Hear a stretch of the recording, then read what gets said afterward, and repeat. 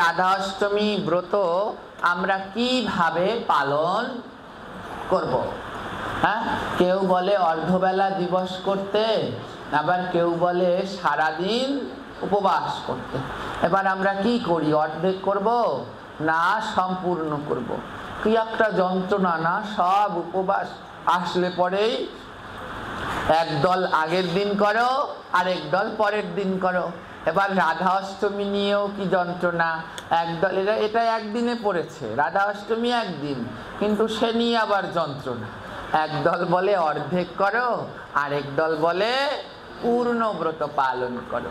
এবার শাস্ত্রী কি বলল সেটা আমরা শ্রবণ করি। হ্যাঁ, রাধা অষ্টমী সম্বন্ধে শাস্ত্রে কি বলল, তো আগে আপনারা শ্রবণ করুন। এটা এই মাহাত্ম্যটা আগে একটু বলি। রাধা অষ্টমী করলে কি হয়? রাধা অষ্টমী ব্রত, রাধা অষ্টমীর দিন যদি আপনারা উপবাস করেন তাহলে কি ফল লাভ করতে পারবেন? আগে একটু এর মাহাত্ম্যটা শুনুন। ফল, রাধা অষ্টমীর দিন ব্রত করলে কি ফল হবে। কিন্তু এখানে আরেকটা কথা বলে দেই, সাবধান, যে কোনো সময় ফলের আশা করে কোনো কর্ম করবেন না। এটা মাহাত্ম্য বলতে পারেন, ফল বললে অপরাধ হলেও হতে পারে, মাহাত্ম্য বলতে হবে। রাধা অষ্টমীর কি মাহাত্ম্য রয়েছে। যদি ফলের আশা করে করবেন, হ্যাঁ, তাহলে কিন্তু আপনার সেইখানেই ব্রত শেষ। ভগবান বলে দিয়েছে, হে অর্জুন, কর্ম করো কিন্তু ফলের আশা করিও। তাই ফলের আশা করে কোনো ব্রতই পালন করবেন মোটেই না। তো রাধা অষ্টমী ব্রত, রাধারানী, করুণাময়ী শ্রীমতী রাধারানী এই ভাদ্র মাসের শুক্ল পক্ষে, হ্যাঁ, চন্দ্রচক্রে চন্দ্র যখন উজ্জ্বল পর্বে অবস্থান করে, এই শুক্ল পক্ষের সেই অষ্টমী তিথি বিশাখা নক্ষত্রে, কারো মতে অনুরাধা নক্ষত্রে, অভিজিৎ যোগে সোমবারে উত্তরপ্রদেশ অন্তর্গত বর্ষনার রাভেল নামক গ্রামে, হ্যাঁ, কারো মতে যমুনা জলে, কারো মতে বৃষভানু রাজার একটি পুকুর ছিলেন, এখনো রয়েছে। সেই পুকুরে পদ্ম ফুলের উপরে রাধারানীকে লাভ করেছিলেন তার পিতা বৃষভানু রাজা এবং মাতা কীর্তিদা।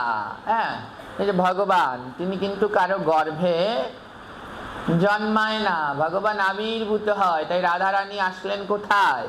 পদ্মে করে ভেসে আসলেন। হ্যাঁ, আর বৃষভানু রাজা সেই পুকুরে, সেই ঘাট থেকে এখনো আছে, বৃন্দাবনে গেলে যাবেন, রাভেল সেই পুকুরটা আছে যেখানে রাধারানী এসেছিল। এক সময় যমুনার জল আসতো, এখন সেটা পাশে মাঠ হয়ে গেছে, কিন্তু সেটা এখনো রয়েছে। এই তিথিতে রাধারানী আবির্ভূত হয়েছিলেন। এবার রাধারানী আবির্ভূত সম্বন্ধে, রাধারানীর এই মাহাত্ম্য, এই ব্রত পালন করলে কি ফল, এই মাহাত্ম্য সম্বন্ধে বলা আছে পদ্মপুরাণের ব্রহ্মখণ্ডে উল্লেখ করা আছে। সপ্তম অধ্যায়ের 1 নম্বর শ্লোক থেকে 44 নম্বর শ্লোক পর্যন্ত রাধারানীর এই ব্রত মাহাত্ম্য কথা উল্লেখ করা আছে। আগে শুনে নিন, রাধা অষ্টমী করলে কি ফল বা মাহাত্ম্য হয় সেটা আগে শুনবেন, তারপরে বলবো ব্রত অর্ধেক করবেন না পূর্ণ করবেন। 1 নম্বরে বলা আছে, একটি মাত্র রাধা অষ্টমী ব্রত পালন করলে তার কোটি ব্রহ্ম হত্যা পাপ দূর হয়ে যায়। হ্যাঁ, কোটি ব্রহ্ম হত্যার পাপ চলে যায় একটা মাত্র রাধা অষ্টমী ব্রত পালন করলে। তাহলে চিন্তা করুন সেই ব্রতটা কত ঊর্ধ্বে। এবারে কি বলেছে, একটি মাত্র রাধা অষ্টমী ব্রত পালন করলে সুমেরু পর্বত সমান। সুমেরু নামে এক পর্বত রয়েছে, বলছে এই পর্বত সব থেকে উঁচু। এই সুমেরু সমান পর্বত সমান স্বর্ণ। একটা পাহাড় যতখানি লম্বা ওই রকম স্বর্ণ যদি কোনো সাধু, গুরু, ব্রাহ্মণ, বৈষ্ণবকে দান করেন, পাহাড় সমান সোনা দান করলে যে ফল হবে, একটি রাধা অষ্টমী ব্রত পালন করলে সেই ফল লাভ করা যাবে। চিন্তা করুন, আমরা জীবনে পারবো? হ্যাঁ, এক বড়ি সোনাই কিনতে পারি না, এখন কত লাখ টাকা জানি দাম হয়ে গেছে না? তো পাহাড় সমান সোনা দান করলে যে ফল হবে, একটা রাধা অষ্টমী ব্রত করলে সেই ফল লাভ করা যাবে। সহস্র কন্যা দান, 1000 কন্যাকে বিবাহ দান করলে যে ফল পাওয়া যায়, হ্যাঁ, সম্প্রদান, দান বলা যাবে না, সম্প্রদান করলে যে ফল পাওয়া যায়, একটা রাধা অষ্টমী করলে সেই ফল লাভ করা যায়। কন্যা সম্প্রদান সব থেকে, যে বাবার কন্যা আছে, অনেকে দুঃখ করেন যে আমার মেয়ে, কিন্তু জগতের সব থেকে ভালো, হ্যাঁ, হচ্ছে যদি আপনি কন্যা সম্প্রদান করতে পারেন, সৌভাগ্য পিতা বলা হয় তাকে। তো 1000 কন্যা দান করলে যে ফল লাভ করা যায়, একটি রাধা অষ্টমী ব্রত করলে সেই ফল লাভ করা যায়। গঙ্গা যমুনা সমস্ত তীর্থে স্নান এবং দর্শন করলে যে ফল হয়, রাধা অষ্টমী, একটি রাধা অষ্টমী ব্রত করলে সেই ফল লাভ করা যায়। এবারে আসুন, একটি রাধা অষ্টমী ব্রত পালন করলে 1000 একাদশীর শতগুণ ফল লাভ করা যায়। 1000 একাদশীর শতগুণ ফল, বলছি 1000 একাদশীর শতগুণ ফল মানে সহস্র শতগুণ, অর্থাৎ 1 লক্ষ, 1000 একাদশীর শতগুণ, অর্থাৎ 1 লক্ষ। 1 লক্ষ একাদশী ব্রত পালন করলে যে ফল হয়, একটা রাধা অষ্টমী করলে সেই ফল লাভ করা যায়। চিন্তা করছেন আমরা এক জীবনে কয়টা একাদশী করতে পারবো? 1 লক্ষ একাদশী ব্রত করলে যেই ফল, একটা রাধা অষ্টমী ব্রত করলে সেই ফল লাভ করা যায়। অনেকে হয়তো মনে মনে প্ল্যান করছেন, তাহলে এইবার রাধা অষ্টমী করতেই হবে, আর সারা জীবনে একাদশী করা লাগবে না, একটা করলে তো 1 লক্ষের ফল হয়ে যাবে, আর ওই রকম 5 বার জন্মাইলেও তো 1 লক্ষ একাদশী পাবো না। তাহলে একটা রাধা অষ্টমী ব্রত করে 5 বার জন্মাবো, তার সব একাদশী গুলো মাফ হয়ে যাবে, চলবে না। এই চালাকি যদি কেউ মনে মনে করেন, তাহলে 00 পাবে। একাদশী তো একাদশী করতে হবে, আর রাধা অষ্টমী তো রাধা অষ্টমী ব্রতই করতে হবে। রাধা অষ্টমী বিশেষ এক অফার, বলছে যে ব্রত পালন করলে 1 লক্ষ একাদশীর ব্রত লাভ করা যায়। এবার দেখুন আরো কি বলছে, গার্গ সংহিতায় উল্লেখ করেছে আরো মাহাত্ম্যপূর্ণ। সেখানে বলা হয়েছে 1000 একাদশী ব্রত করলে যে ফল হয়, একটা জন্মাষ্টমী ব্রত করলে সেই ফল হয়। এই রকম 1000 জন্মাষ্টমী ব্রত করলে যেই ফল হয়, একটা রাধা অষ্টমী ব্রত করলে সেই ফল লাভ করা যায়। আরো বলেছে, কেউ যদি নিষ্ঠার সহিত রাধা অষ্টমী ব্রত পালন করে, তাহলে সে সমস্ত পাপ থেকে তার মুক্তি মেলে, অপরাধের খণ্ডন হয়। একটি রাধা অষ্টমী ব্রত পালন করলে 1 লক্ষ গাভী দানের ফল লাভ হয়। একটি রাধা অষ্টমী ব্রত পালন করলে কোটি অশ্বমেধ যজ্ঞের ফল লাভ হয়। তো দেখুন, এতগুলো ব্রতের ফল লাভ হয় একটা রাধা অষ্টমী ব্রত করলে। এবার আপনারা মনে মনে ভাবুন তো, এটা কি অর্ধেক করা উচিত না পূর্ণ করা উচিত? হ্যাঁ, যদি এত ফলই পাওয়া যাবে, তাই সেটাকেও অর্ধেক ব্রত পালন করে। হ্যাঁ, এবার শাস্ত্র কি সিদ্ধান্ত দিয়েছে, চলুন আমরা এবার শাস্ত্রের কথাগুলো শুনি। প্রথমে চলে যাই ব্রহ্মবৈবর্ত পুরাণ এবং গরুড় পুরাণে উল্লেখ করা আছে এই ব্রত কথায়, যেটা হরিভক্তি বিলাসের 15 নম্বর বিলাসের 186 নম্বর শ্লোকে বলা আছে। कीचच्च भागवज्जन्म माहत्सभा दीनसभा भक्ता स्वावन्ते कुर्वन्ते वैष्णव व्रत पारणाम् तीर्थन्ते चायुष्यवन्ते वाव्रति कुर्तिव पारणाम्। এখানে বলা হয়েছে ব্রহ্মবৈবর্ত পুরাণ, গরুড় পুরাণ এবং হরিভক্তি বিলাসে এই সিদ্ধান্ত দিয়েছেন, বৈষ্ণবগণ ভগবদ জন্মরূপ মহাৎসব দিবসে ভক্তিমান হইয়া উৎসব শেষে ব্রতের পালন করবেন, ব্রতীগণ তিথি বা উৎসব অন্তে পালন করিবে। তো কি বলছে, যারা এই রাধাষ্টমী ব্রত পালন করবে উৎসব শেষে, হ্যাঁ, যেমন আমরা কি করি, ভগবানের আবির্ভাব তিথি পালন করি, পরের দিন কি হয়, নন্দ উৎসব, নন্দ উৎসবের দিন আমরা পালন করি। তেমনি রাধারানীর আবির্ভাব দিন, পরের দিন বিষবানু মহলে উৎসব হয়, হ্যাঁ, এমনি ভাবে। এবং তিথি অন্তে, হ্যাঁ, যে তিথি চলে যাবে, পালনের টাইম দেয়া রয়েছে, তিথি অন্তেই ব্রতের পালন করতে হবে। তার মানে প্রথমবার প্রথম প্রমাণে দেখলাম যে সেখানে বলা আছে যে তিথিতেই পালন করা উত্তম। দ্বিতীয় কি বলা হয়েছে, বায়ু পুরাণে এবং হরিভক্তি বিলাসের 15 নম্বর বিলাসের 187 নম্বর শ্লোকে উল্লেখ করা আছে, যাদি সদ সর্ব পাপানি হন্তমনি রস্বাতঃ উৎসবন্তে সদা বিপ্র জগন্নাথ নমস্বায়েত। হে দ্বিজ, নিঃশেষে পাতক বিনাশে ইচ্ছা থাকিলে উৎসবান্তে শ্রীহরির প্রসাদান্ন সেবন করিতে পারো। এখানেও সিদ্ধান্ত দেওয়া আছে উৎসব অন্তে। উৎসব মানে রাধারানীর অভিষেক পর্যন্তই নয়, সম্পূর্ণ, হ্যাঁ, সম্পূর্ণ পর্যন্ত তার ব্রত পালন করা, অর্থাৎ সেই তিথির পরেই পালন করতে হবে।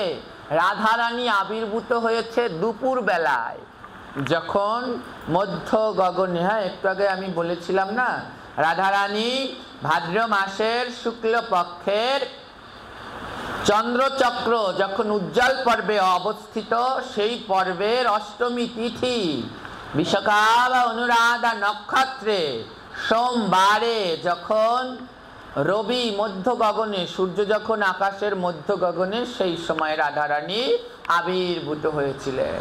তো অনেকে বলে থাকেন যে রাধারানী যেহেতু মধ্যাহ্ন সময় আবির্ভূত হয়েছে, তাই ওই মধ্যাহ্ন সময় পর্যন্ত উপবাস করলেই হয়ে যাবে, আর করা লাগবে না।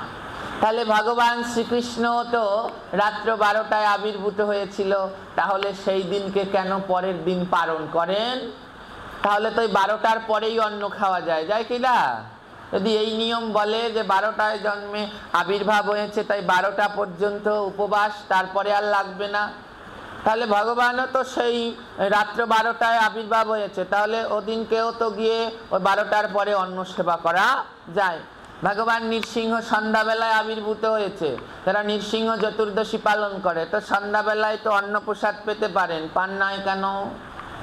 বলছে ব্রত কোনো সময় অর্ধেক বেলা হয় না, হ্যাঁ, অর্ধবেলা কোনো উপবাস হয় না। এগুলো শাস্ত্রীয় সিদ্ধান্ত নয়, মহাজনগণ বারবার সিদ্ধান্ত দিয়েছেন। শুনুন, মহাপ্রভুর পার্ষদ গদাধর পণ্ডিত, যিনি রাধারানীর অবতার এই কলিযুগে, সেই গদাধর পণ্ডিতের শিষ্য হলেন শ্রী কৃষ্ণদাস ব্রহ্মচারী, এবং তার শিষ্য হলেন নারায়ণ ভট্ট গোস্বামী।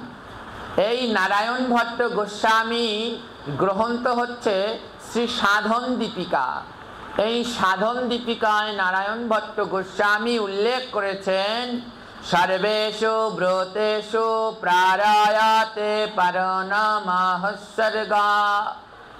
অর্থাৎ জগতে যত ব্রত আছে সমস্ত ব্রতের পালন সকালেই করতে হবে, মধ্যাহ্নে কোনো পালন হয় না।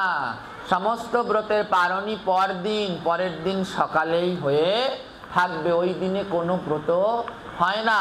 এবং বলছে যে ব্রত, আরো বলেছে যে ব্রতের পালন নাই সেই ব্রত দরকার নেই, যে ব্রতগুলোর পালন আছে সেই ব্রতগুলোই করো। যদি আপনি রাধা অষ্টমীর দিন দুপুরবেলায় অন্ন সেবা করেন, তাহলে তো আর আপনার ব্রত হলো না, পালন করা হলো না। তো মহাপ্রভুর সিদ্ধান্ত, যেই ব্রতের পালন নাই সেই ব্রতের দরকার নেই, তাহলে এই ব্রত তো পালন নেই বৈষ্ণবীয় সিদ্ধান্ত অনুসারে, তাহলে গিয়ে সে ব্রত পূর্ণতা লাভ করে না। অবশ্যম্ভাবীভাবে রাধা অষ্টমীতে পূর্ণ দিবসই উপবাস পালন করতে হবে। হ্যাঁ, যে অভিষেক অন্তে দুপুরবেলায় অভিষেক করানোর পরে যদি কারো না পারে, যদি কেউ না পারে যে না আমি পারছি না, তাহলে সে ফল, হ্যাঁ, সবজি আদি প্রসাদ যেরকম একাদশীতে পাওয়া যায় ওটা সে পেতে পারে। কিন্তু যার সামর্থ্য আছে তার কিছুতেই রাধা অষ্টমীর দিন অন্নপ্রসাদ কিংবা পঞ্চশস্য গ্রহণ করা উচিত নয়, তাহলে পূর্ণ ব্রত হয় না। অনেকে আমি শুনেছি, অনেকে বলছে যে রাধারানীর করুণা, রাধারানীর অনেক করুণা, তাই পূর্ণ উপবাস করতে লাগে না। তার অনেক করুণা, তার পূর্ণ উপবাস করা লাগবে না, তাই অর্ধেক উপবাস করলেই হয়, তিনি কোনো রাগ হয় না, তার করুণার কোনো শেষ নেই। আমার রাধারানীর যদি করুণা থাকে তাহলে কৃষ্ণের কি করুণার কম আছে? রাধারানীর প্রণাম মন্ত্রে তো করুণার সাগর নেই, কিন্তু কৃষ্ণের প্রণাম মন্ত্রে কি আছে? করুণার সাগর। তিনি তো দীনবন্ধু, কৃষ্ণ করুণা সিন্ধু, তো করুণার সিন্ধু তিনি, তাই না? মানে কি সিন্ধু মানে কি? সাগর। তাহলে কৃষ্ণ তো করুণার সাগর। যে একদল বলছে রাধারানীর অনেক করুণা, তাই অর্ধেক উপবাস করলেই হয়, সারাদিন করা লাগে না, রাধারানী অত কষ্ট পছন্দ করে না। বলে রাধারানী যদি করুণা হয় তাহলে কৃষ্ণের কি করুণা কম? তাহলে আমার কৃষ্ণের জন্মাষ্টমী কেন সবাই পূর্ণ করো, রাধারানীরটা কেন অর্ধেক করছো? এগুলো কোনো শাস্ত্রীয় সিদ্ধান্ত নয়। হ্যাঁ, যেখানে রাধারানী আবির্ভূত হয়েছিলেন সেই বৃন্দাবনে ব্রজধামে, হ্যাঁ, যান সেখানে, সেই ব্রজধামে যদি সিদ্ধান্ত দেয়ারই হতো অর্ধবেলায় ব্রত, তাহলে সমস্ত ব্রজবাসীরা কেন সেই দিনকে উপবাস করছেন? সবাই তো সেদিন পূর্ণ উপবাস পালন করছেন। এগুলো আমাদের কিছু রয়েছে, এরকম সিদ্ধান্তহীনতার কারণে এটা করছে। কিন্তু সর্বশেষ সিদ্ধান্তের কথা আমি কি বলবো, যে কেউ যদি অর্ধবেলা উপবাস করে তার গুরু পরম্পরায়, হ্যাঁ, সবার আগে মনে রাখবেন গুরু, গুরুদেবের দেয়া বাক্য অনুসারেই সমস্ত কার্য করতে হয়। গুরুদেবের গুরু পরম্পরায় যদি দেয়া থাকে কারো অর্ধবেলা উপবাস, তবে তাকে করতে দিন। তাই বলে তাকে নিন্দা, হ্যাঁ তুমি অর্ধবেলায় করছো তোমার উপবাস হবে না, আমাদের তো পাতলা ঠোঁট, হ্যাঁ, খালি কার কি ভেঙাবো আর কার কি দোষ আছে খুঁজে বের করব। কারো দোষ দেখার আমাদের কোনো দরকার নেই। আমরা কারো দোষ দেখবার জন্য আসিনি, ভগবান দেখবেন, যার যা ইচ্ছে সে ভগবান দেখুক। সর্বশেষ সিদ্ধান্ত হচ্ছে যে কারো কোনো দোষ ত্রুটি দেখার দরকার নেই। কেউ যদি অর্ধবেলায় করে ভগবানকে, ভগবানের কৃপা পায়, তাহলে অপরাধ কি? সে পাক, সে করুক অর্ধবেলায়। যদি আপনার সামর্থ্য থাকেন তাহলে আপনি শাস্ত্র মেনে পূর্ণ দিবসী উপবাস পালন করুন। যেই ব্রতের এত মাহাত্ম্য, এত সহস্র কন্যাদান, লক্ষ গোদান, হ্যাঁ, লক্ষ একাদশীর ফল লাভ হয়, সেই ব্রত কেন অর্ধবেলায় করতে যাব? আমি সুস্থ সবল মানুষটা, হ্যাঁ, সব ব্রত যখন পূর্ণ করতে পারি, আমার রাধারানীর এত করুণায় পূর্ণ, তার ব্রত কেন অর্ধেক করব? অবশ্যম্ভাবীভাবে পূর্ণ করাই ভালো। আবারও আমি শেষবারে একটা কথা বলি, যার যার গুরু পরম্পরায় যেমন ভাবে দেয়া রয়েছে, গুরুদেব যদি নির্দেশ করে যে না তুমি এইভাবে করো, তাহলে গুরুদেবের নির্দেশ অনুসারেই ব্রত পালন করুন। আর যদি আপনার সামর্থ্য থাকে তাহলে আপনি পূর্ণবেলায় উপবাস করাই সব থেকে উত্তম। কিন্তু রাধা অষ্টমী ব্রত কিছুতেই, হ্যাঁ, পালন করা বন্ধ করবেন না। কারণ রাধা অষ্টমী ব্রত যদি পালন করা বন্ধ করেন, রাধা অষ্টমী ব্রত যদি কেউ না করেন, তাহলে কিন্তু তার পাপের কোনো ক্ষমা হবে না। কি বলা হয়েছে, এই পদ্মপুরাণে উল্লেখ করা আছে, কেউ যদি রাধা অষ্টমী ব্রত পালন না করে তাহলে সে 100 কল্প, 100 কল্প নরকে থাকবে। কোনো মানুষ যদি রাধা অষ্টমী ব্রত না পালন করে তাহলে কত কল্প নরকে থাকবে? 100 কল্প।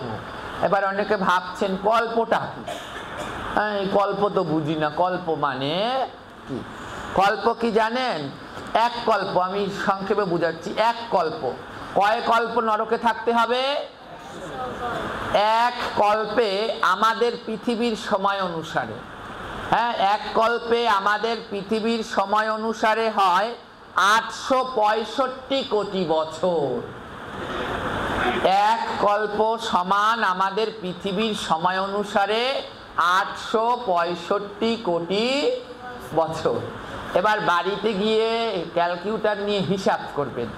এক কল্পে হচ্ছে 865 কোটি বছর, তাহলে 100 কল্পে কত কোটি হয়? যদি রাধা অষ্টমী ব্রত না করেন তাহলে এত কোটি বছর আপনাকে নরকে বাস করতে হবে। এবার বলুন তো, সেই ব্রত কি অর্ধবেলা করা উচিত? আরো কি বলছে, কোন নারী, মায়েরা খুব ভালো মতো শুনবেন, কোন নারী যদি এই রাধা অষ্টমী ব্রত পালন না করে তাহলে তো তাকে ওই 100 কল্প বছর নরকে থাকতে হবে, এবং পরের জন্মে যখন সে পরের বার যখন আবার নারী হয়ে জন্মগ্রহণ করবে কিছুকাল পরেই সে বিধবা হয়ে যাবে। হ্যাঁ, তাই কোনো নারীর অবশ্যম্ভাবীভাবে রাধা অষ্টমী ব্রত বন্ধ করা উচিত নয়, কোনো পুরুষেরও নয়। তাহলে ওই 100 কল্প তাকে নরক যন্ত্রণা ভোগ করতে হবে। এমন মধুময় আমার রাধারানীর এই আবির্ভাব তিথি, আমার রাধারানী কিভাবে ভগবান থেকে, ভগবানের এই যে একজনে বলছে রাধারানী হচ্ছেন কৃষ্ণের অর্ধাঙ্গিনী, হ্যাঁ, তাই যেহেতু কৃষ্ণের অর্ধাঙ্গিনী অর্ধেক উপবাস করলেই হয়ে যায়। হ্যাঁ, যদি রাধারানী কৃষ্ণের অর্ধাঙ্গিনী হয় তাহলে রাধারানীর অর্ধাঙ্গ কৃষ্ণ। যদি রাধারানী কৃষ্ণের অর্ধাঙ্গিনী রাধা হয় তাহলে রাধারানীর অর্ধাঙ্গ হচ্ছে কৃষ্ণ। কারণ কি বলা হয়েছে, রাধারানী কৃষ্ণের বাম অঙ্গ থেকে রাধারানীর সৃষ্টি হয়েছে, অর্থাৎ কৃষ্ণের বাম অঙ্গই হচ্ছে রাধা। একটা মানুষের যদি বাম অঙ্গ প্যারালাইজ হয়ে যায় তাহলে সে পূর্ণভাবে চলতে পারবে? সে বৃথা না। যদি ডান অঙ্গ প্যারালাইজ হয়ে যায় তাহলেও সে বৃথা সব কাজ ভালো মতো করতে পারবে না। তো রাধারানীর কৃষ্ণের বাম অঙ্গ যদি রাধা হয় তাহলে রাধারানীর ডান অঙ্গ হচ্ছে কৃষ্ণ, কারণ দুজনেই তো এক। চৈতন্য চরিতামৃতে বলা হয়েছে রাধা পূর্ণ শক্তি, কৃষ্ণ পূর্ণ শক্তিমান, দুই বস্তু ভেদ নাহি শাস্ত্রের প্রমাণ। বলছে রাধা পূর্ণ শক্তি আর কৃষ্ণ পূর্ণ শক্তিমান, দুই বস্তু ভেদ নাহি, আলাদা নয়, দুই বস্তু ভেদ নাহি, দুজনেই এক, শাস্ত্রের প্রমাণ। তাই রাধাও আলাদা নয়, কৃষ্ণও আলাদা নয়, একই ছিলেন, লীলা রস আস্বাদনের জন্য আলাদা হয়ে গেলেন। কখন? গোলক বৃন্দাবনে। গোলক বৃন্দাবনে একদিন ভগবান শ্রীকৃষ্ণ শতশৃঙ্গ পর্বতে রাস মঞ্চে, গোলক বৃন্দাবনে একটি পর্বত আছে তার নাম শতশৃঙ্গ, এই পর্বতে রাস মঞ্চে ভগবান লীলারস আস্বাদনের জন্যে তার বাম অঙ্গ থেকে সৃষ্টি করলেন রাধা রানীকে। যেহেতু রাস মঞ্চে আবির্ভূত হয়েছেন, আবির্ভূত হয়ে ভগবান দেখলেন, রাধারানী দেখলেন ভগবানের গলায় পুষ্পমাল্য নেই, ভগবানের চরণে পুষ্পমাল্য নেই, তখন রাধারানী কি করলেন? ভগবানের সেবার জন্য পুষ্প আনতে ধাবিত হলেন, ভগবানের সেবার জন্য পুষ্প আনতে ধাবিত হলেন। রাসমণ্ডলের সৃষ্টি হয়েছিল বলে রা, ভগবানের সেবার জন্য পুষ্প আনতে ধাবিত হয়েছিল বলে ধা, এই হচ্ছে রাধা, যে সব সময় ভগবানের সেবার জন্য পাগল, সেই রাধা। আর সেই রাধারানীর ব্রত কোনো সময় অর্ধবেলায় করলে লাভ আছে। যদি কেউ অসুস্থ থাকে তাহলেও আমি তাকে বলবো পূর্ণবেলায় ব্রত পালন করতে চেষ্টা করুন। তার অপার করুণা, হ্যাঁ, করুণা কৃপা পেতে হলেই তো সেইখানে আরো বেশি করে আগলে ধরে থাকতে হবে। হ্যাঁ, তাই রাধারানীকে কোনো সময় যে বলে অর্ধাঙ্গিনী, তার জন্য অর্ধেক উপবাস, এটা কোনো শুদ্ধ সিদ্ধান্ত নয়। তাহলে রাধার অর্ধাঙ্গ কৃষ্ণ, কারণ দুজনেই সমান, কোনো আলাদা নয়। যদি একজনকে রাধাকে বাদ দিয়ে দাও তবে কৃষ্ণ অচল, কৃষ্ণকে বাদ দিয়ে দাও তবে রাধা অচল। বৃন্দাবনে একটি কথা আছে, কৃষ্ণ বিনা রাধা আধে প্রেম সে বলো, আবার রাধা বিনা কৃষ্ণ আধে প্রেম সে বলো। যে কৃষ্ণ ছাড়া রাধা অর্ধেক, আবার রাধা ছাড়া কৃষ্ণ অর্ধেক, দুইজনেই পরিপূর্ণ। তাই আমার কাছে যারা জানতে চেয়েছেন বাবা আমি কি করব, আমি যাদেরকে বলছি বা যারা আমার কাছ থেকে জানতে চাচ্ছেন তাদেরকে আমি বলবো অবশ্যম্ভাবীভাবে পূর্ণ উপবাস ব্রত পালন করুন, এবং ব্রতের যে সময় দেয়া আছে সেই সময়ের ভিতরে আপনারা ব্রতর পালন করুন। তো আমার কাছে যদি সিদ্ধান্ত চান, আমি যেটা আমার কাছে যদি কেউ জানতে চান, তাহলে আমি বলবো যে অবশ্যম্ভাবীভাবে পূর্ণ ব্রত পালন করে পরের দিন ব্রতের যে সময় দেয়া রয়েছে সেই সময়ের ভিতরে আপনারা ব্রতের পালন করবেন। এটাই হচ্ছে শাস্ত্রীয় সিদ্ধান্ত এবং শাস্ত্রীয় যুক্তি। আর যদি কারো গুরু পরম্পরায় অর্ধ দিবস দেয়া থাকে তাহলে সে অর্ধ দিবস যদি থাকে তার মত অনুসারে সে পালন করতে পারবেন, কিন্তু এখানে কাউকে হিংসাও করা উচিত নয়, কারোকে বাধাও দেয়া উচিত নয়। যার যার ভজন সে সেইভাবে পালন করবেন। এই দিন পূর্ণ উপবাস থেকে মধ্যাহ্নকালে যে যেরকম পারবেন দুধ দধি পঞ্চামৃত বিভিন্ন ফলের রস দিয়ে রাধারানীকে অভিষেক করাবেন। তারপরে রাধারানীকে অর্পণ করতে পারেন রাধারানীর প্রিয় ফুল, হ্যাঁ, পদ্ম, বকুল, মাধবী, কাঠগোলাপ, কাঠগোলাপ চেনেন? হ্যাঁ, এগুলো চাপা যাকে বলি আমরা, এগুলো রাধারানীর খুব প্রিয় ফুল, এইগুলো রাধারানীকে অর্পণ করতে পারেন।